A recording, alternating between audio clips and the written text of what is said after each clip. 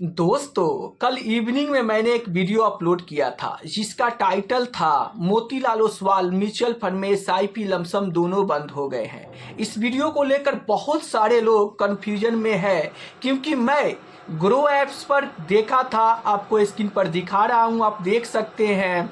यहाँ पे साफ शब्दों में लिखा हुआ है कि new investment has been stopped for this fund, मतलब कोई भी नया इन्वेस्टमेंट इस फंड में नहीं लिए जाएंगे। और इसी को देखकर मैंने कल वीडियो जो अपलोड किया था उसमें भी मैं इसका स्क्रीनशॉट दिखाया हूं कि वहां पर भी लिखा है कि कोई भी नया इन्वेस्टमेंट इस फंड में नहीं लिए जाएंगे। लेकिन मामला कुछ और था। मामला क्या था कि सेबी के तरफ से इस फंड पे रोक लगाया गया है क्योंकि आजकल बाजार का माहौल अच्छा नहीं है और जब गिरावट होगा तो माइक्रो कैप ज्यादा गिरता है। इसी को मद्देनजर रखते हुए सेबी ने साफ शब्दों में कहा है कि फिलहाल माइक्रो कैप फंड पे रोक लगा दिया जाए, कोई भी इन्वेस्टमेंट नहीं लिया जाएगा। नहीं आप नया एसआईपी कर सकते हो, नहीं आप नया लमसम कर सकते हो, और ना ही अगर आपका पहले से एसआईपी चल रहा है उसको आप कंटिन्यू कर सकते हो।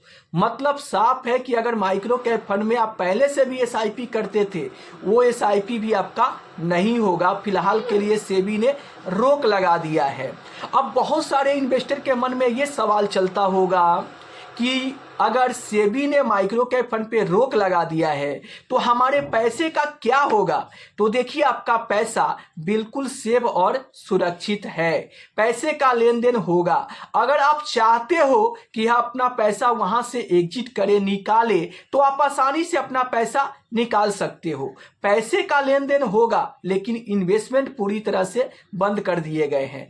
लेकिन अगर आप 2 दिन में देखोगे तो लगभग 4 से 4.5% माइक्रो कैप गिर चुका है। तो अगर आप इस गिरते हुए बाजार में माइक्रो कैप फंड से अपना पैसा निकालते हो तो आपको बहुत बड़ा लॉस होगा। इसलिए आपको गिरते हुए बाजार से माइक्रो कैप फंड से पैसा नहीं निकालना चाहिए, आपको बने रहना चाहिए।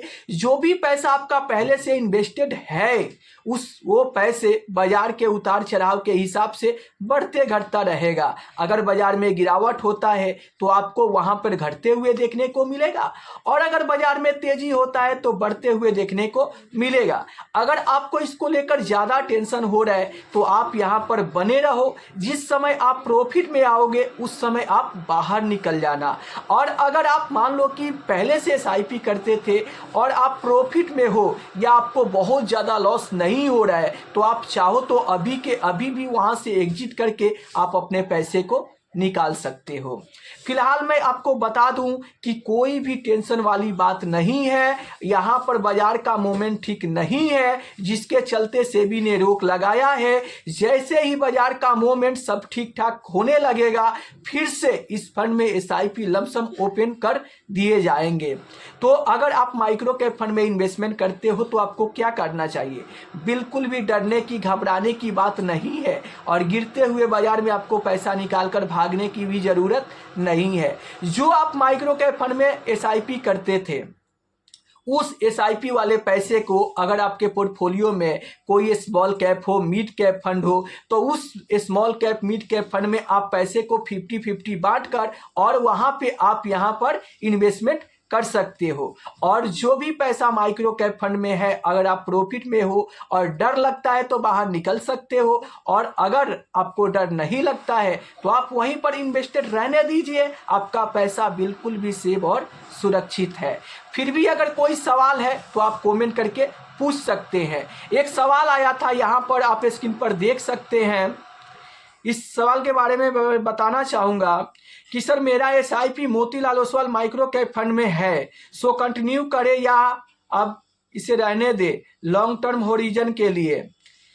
तो देखिए, आपका अगर एसआईपी माइक्रो कैप फंड में चल रहा था तो वो भी पूरी तरह से बंद हो गए हैं। उस पैसे को अगर आपके पोर्टफोलियो में कोई small cap mid cap fund हो तो वहां पे आप इन्वेस्टमेंट करो, क्योंकि पुराने एसआईपी को भी माइक्रो कैप फंड में इन्वेस्टमेंट बंद कर दिए गए हैं। तो आशा करता हूं कि क्लियर हो गया होगा। फिर भी अगर कोई सवाल हो तो आप नीचे कमेंट करके पूछ सकते हैं।